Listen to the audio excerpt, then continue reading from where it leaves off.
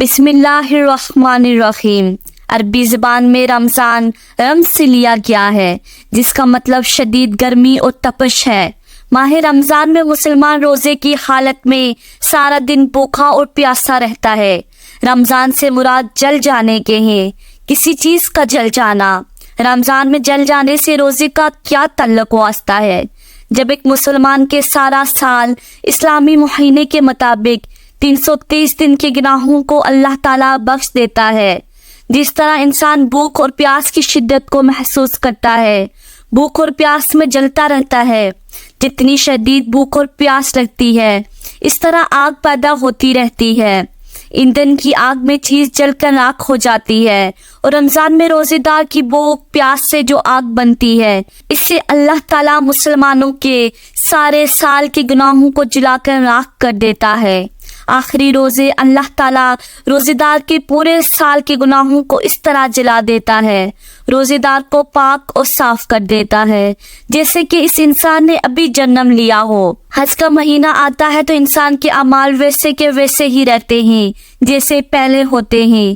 جب رمضان آتا ہے تو نبی اکرم صلی اللہ علیہ وسلم کا فرمان ہے کہ ہر نیک کام کرنے کا ثواب کہیں گنا بڑھ جاتا ہے۔ ایک فرض کو ادا کرنے کا ثواب 70 فرائض کو ادا کرنے کے ثواب کے برابر ہو جاتا ہے۔ ایک نفل کو ادا کرنے کا ثواب ایک فرض کی ادا کرنے کے برابر کر دیا جاتا ہے۔ حضرت علی رضی اللہ تعالیٰ عنہ سے مروی ہے کہ جس مسلمان نے ایک فرض روزے کو چھوڑ دیا، پھر قیامت تک اس روزے کا کفارہ ادا کرنے کے لیے روزے رکھتا رہا، تو پھر بھی وہ مسلمان اس قضا کیے ہوئے روزے کا ثواب نہ حاصل کر پائے گا۔ فرض روزے میں بہت زیادہ طاقت ہے۔ بغیر کسی وجہ سے رمضان کا روزہ قضا کرنا بہت بڑا گناہ کے زمرے میں آتا ہے۔ اس عمل کو جاری رہنے سے انسان فاسق و فاجر ہو جاتا ہے۔ اس حالت میں انسان کو اللہ تعالیٰ سے سچی توبہ اور استغفار کرنی چاہیے، تاکہ اللہ تعالیٰ ہم کو اس گناہ سے معاف کر دے۔ رسول اکرم صلی اللہ علیہ وسلم نے فرمایا، میری ملاقات ایسے لوگوں سے کروائی گئی جن کو ایڑیوں کے بل الٹا باندھا ہوا تھا، ان کی بانچیں چیر کے ریزہ ریزہ کر دی گئی تھی۔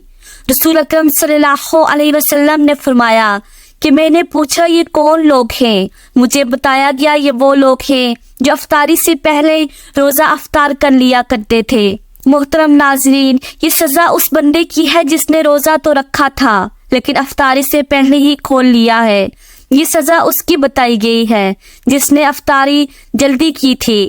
ذرا سوچئے جس نے روزہ رکھا ہی نہ ہو تو اللہ تعالیٰ نے اس بندے کی کیا سزا رکھی ہوگی۔ پھر ہم اللہ تعالیٰ کی ذات سے دنیا اور آخرت کی سلامتی کے بارے میں سوال کرتے ہیں۔ اللہ تعالیٰ کی رحمت بہت زیادہ ہے۔ اللہ تعالیٰ رمضان کے مہینے کے ثواب کے بارے میں یوں ارشاد فرماتا ہے، ایک فرض کو ادا کرنے کا ثواب 70 فرض کو ادا کرنے کے برابر کر دو، نفل کو ادا کرنے کا ثواب فرض کو ادا کرنے کے برابر کر دو۔ جو پورا رمضان تراویح کی پابندی کرے گا اور پورے مہینے کے روزے رکھے گا تو اللہ تعالیٰ اس بندے کے گناہ کو ایسے دھوئے گا جیسے اس بندے نے آج ہی جنم لیا ہو۔ اللہ تعالیٰ کا ارشاد پاک ہے کہ جس نے روزہ اور نماز میری رضا کو حاصل کرنے کے لیے پڑھی، میں اس کے سارے سال کے گناہوں کو معاف کر دوں گا۔ رات کا قیام کسی امت پر عطا نہیں ہوا۔ رمضان کے مہینے میں اللہ تعالیٰ نے آسمانی کتابوں کو نازل کیا۔ پہلے روزے کو اللہ تعالیٰ نے حضرت ابراہیم علیہ السلام پر، دوسرے رمضان کو حضرت موسیٰ علیہ السلام پر توراۃ نازل فرمائی، 8 یا 6 رمضان کو حضرت داؤد علیہ السلام، 12 یا 18 رمضان کو حضرت عیسیٰ علیہ السلام پر انجیل کو نازل فرمایا۔ باقی کتابوں کو مکمل ایک ہی دفعہ نازل فرمایا گیا۔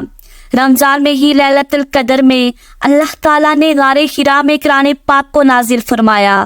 اللہ تعالیٰ نے قرآن پاک کو ایک بار نہیں نازل فرمایا تھا۔ قرآن پاک کو اللہ تعالیٰ نے 23 سال کی مدت میں مکمل کیا۔ کتنے نبی دنیا میں آئے، سب کے پاس حضرت جبرائیل علیہ السلام ایک ہی بار نازل ہوئے تھے، اس سے زیادہ بار کسی جگہ ذکر نہیں آیا، لیکن حضرت محمد صلی اللہ علیہ وسلم کے پاس حضرت جبرائیل علیہ السلام 23 سال کی مدت میں 24,000 بار تشریف فرما ہوئے۔ جو شخص رمضان مبارک میں صبح کو روزے کی حالت میں اور رات کو تراویح ادا کرتا ہے اس کو بہت زیادہ ثواب ملتا ہے۔ نبی صلی اللہ علیہ وسلم کا فرمان ہے کہ تراویح کی ہر سجدے کے بدلے میں اللہ تعالیٰ 1500 نیکیاں ادا کرتا ہے۔ اس لیے ہم کو چاہیے کہ روزے کے مہینے میں دنیاوی کاموں کو کم وقت دیں، زیادہ سے زیادہ وقت اللہ تعالیٰ کی یاد میں مصروفیات میں گزاریں، کیونکہ عام دنوں کی نسبت رمضان میں اللہ تعالیٰ ثواب کو کہیں گنا بڑھا دیتا ہے۔ اپنے ملازمین کو بھی روزے کی تلقین کیا کریں، ملازموں سے رمضان میں بالکل کم کام لیا کریں تاکہ وہ عام معمول کے مطابق کاموں میں مشغول رہنے کے بجائے زیادہ سے زیادہ وقت اللہ تعالیٰ کی یاد میں گزار سکے۔ روزہ دار کے جسم سے روزہ فالتو چیزوں کو ختم کر کے شیطان کے خلاف لڑنے کی طاقت دیتا ہے۔ رمضان میں اللہ تعالیٰ روزے دار پر روزے کی حالت میں حلال چیزوں کو کھانے سے منع فرما دیتا ہے۔ رمضان کے مہینے میں روزہ دار روزہ رکھ کر برے کاموں سے منع ہو جاتا ہے۔ وہ غیر عورتوں کو حرام کی نگاہ سے نہیں دیکھتا، وہ تمام برے کاموں سے دور ہو جاتا ہے۔ روزے دار وہ کام نہیں کرتا جس کو اللہ تعالیٰ نے منع فرمایا ہے۔ وہ گالی، غیبت، جھوٹ جیسی برائیوں سے بچ جاتا ہے۔ جب وہ روزے کی حالت میں کھانا پینا چھوڑ دیتا ہے، اس کو پتہ ہے کہ ایسا کرنے سے روزہ ٹوٹ جاتا ہے، تو وہ کسی کی غیبت کیوں کرے گا، کسی کو غلط نظر سے کیوں دیکھے گا۔ روزہ دار بند کمرے میں پڑی ہوئی چیز کو بھی نہیں کھائے گا، اس کو یقین ہے کہ اس کو کھانے سے میرا روزہ ٹوٹ جائے گا، اس کو اس بات پر یقین ہے کہ اللہ تعالیٰ مجھے یہاں بھی دیکھ رہا ہے۔ روزہ دار کبھی بھی بند کمرے میں پانی نہیں پیے گا، نہاتے ہوئے بھی اپنے منہ میں پانی کا قطرہ نہیں جانے دے گا، کیونکہ اس کو یقین ہے کہ اللہ تعالیٰ مجھے ہر جگہ دیکھ رہا ہے۔ لوگ کہتے ہیں کہ رمضان میں جھوٹ نہیں بولنا چاہیے، رمضان میں کم نہیں تولنا چاہیے، رمضان میں کیوں نمازیوں کی تعداد میں اضافہ ہو جاتا ہے؟ کیونکہ ماہ رمضان میں شیطان کو قید کر دیا جاتا ہے۔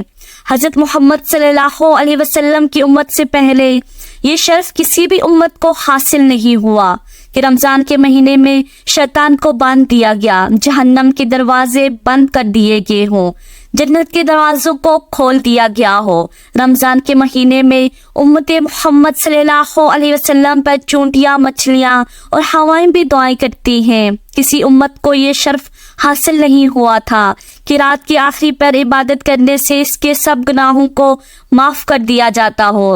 حضرت محمد صلی اللہ علیہ وسلم کی امت کے سوا یہ شرف کسی امت کو حاصل نہیں ہوا کہ رمضان کے مہینے میں وصال کرنے والے کا انتظار جنت کی حوریں جنت کے دروازوں پر کھڑے ہو کر رہی ہوں۔ اللہ تعالیٰ نے روزے دار کے لیے جنت تیار کی ہے کہ دنیا میں اس نے میرے لیے روزہ رکھ کر سارا دن بھوک اور پیاس سے گزار دیا تھا، میں یہاں اس کا صلہ اپنے نیک بندے کو عطا کروں گا۔